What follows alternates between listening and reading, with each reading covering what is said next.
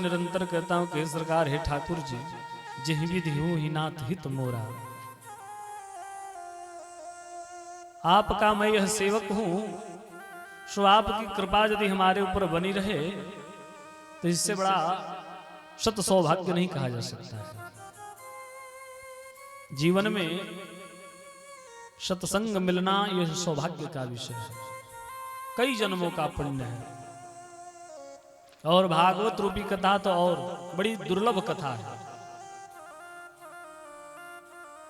परीक्षित को कथा सुनाते वक्त सुखदेव जी महाराज के सन्मुख देव समाज आए, अमृत का कलश लेकर के। अमृत कलश लेकर के आए, कहा कि महाराज, जिन राजा परीक्षित को मृत्यु का भय सता रहा है उन्हें आप ये अमृत दे दीजिए और हम सब देवताओं को एक कथामृत दे दीजिए। कुछ देर तक मौन रहे सुखदेव जी। देव समाज की बातों पर मुस्कुराए, कहा करे वाह देवता, आप तो भैया छलने आ गए हो।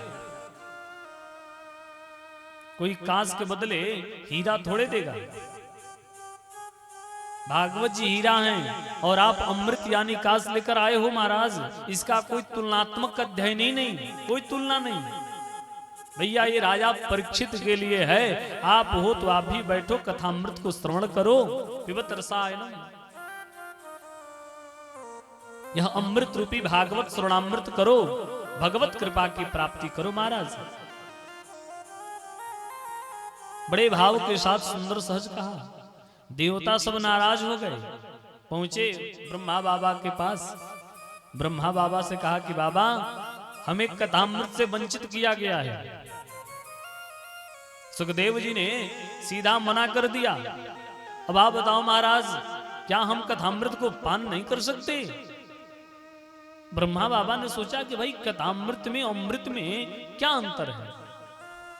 दुनिया के समस्त वेद पुराण और अमृत को एक तराजू के पलड़े पर रख दिया और दूसरे पलड़े पर भागवत जी को रखा। पता चला कि अनेक जो पुराण आदि से संयुक्त अमृत कलश का रखा गया था, वह पलड़ा ऊपर उठ गया और भागवत जी का नीचे पड़ा रहा।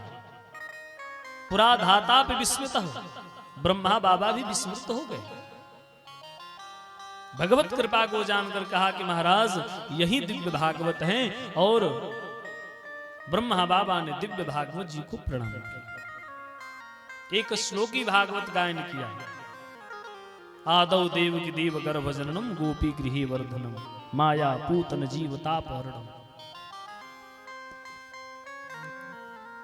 कंसाक्षेदन कौर आनिहन्नम, कुंती सुतापालनम, एतद श्रीमद् भागवतम पुराण कथितम श्री कृष्ण लीलामृतम।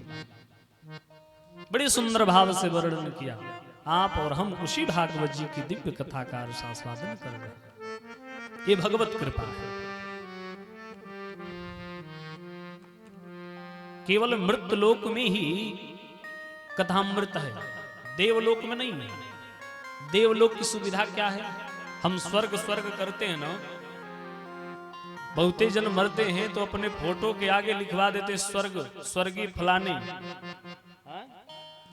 बताइए महाराज, स्वर्गीय शब्द का जो भाव है, यदि आप सुनेंगे तो लिखेंगे ही नहीं। वैकुंठवासी लिखिए, गोलोकवासी लिखिए, ये स्वर्गीय शब्द न लिखिए। स्वर्गीय शब्द का भाव क्या है? स्वर्गीय शब्द उतना ही भावस्य है कि जैसे हम किसी बड़े होटल में जाते हैं और जितने समय तक हमारा पैसा जमा रहता है उतने देर तक उस होटल में हम ठहर सकते हैं, वैसा ही वह स्वर्ग का है। जितना हमारा पुण्य है वह पुण्य के बराबर हम स्वर्ग में जाते हैं। जिस दिन हमारा पुण्य का व्यवस्था खत्म, हमारा बोरिया बिस्तर बाहर। तो यानी वहां हमें जाने की आवश्यकता नहीं है। हमें जाने कहां जाना है? तो इति भावेन सह कुंठम वैकुंठम तदागमो, वैकुंठ जाना है और कहीं नहीं जाना। यानी कि एक लालसा हो कि हम वैकुंठ जाए। वैकुंठ जो व्यक्ति जीव चला जाता है वह पुनरपि मरणम पुनरपि जन्मम, बार बार जन्म लेना और बार बार मरने की गति से वह मुक्त हो जाता है। इसीलिए भागवत की कथा सुनी जाती है।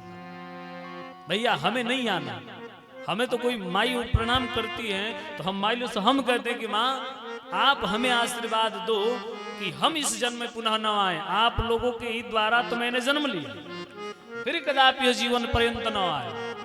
मानव शरीर जो मैंने धारण किया, ये मानव शरीर दुर्लभ शरीर है, लेकिन बंधुओं इसी मानव शरीर में माया की भी रचना है।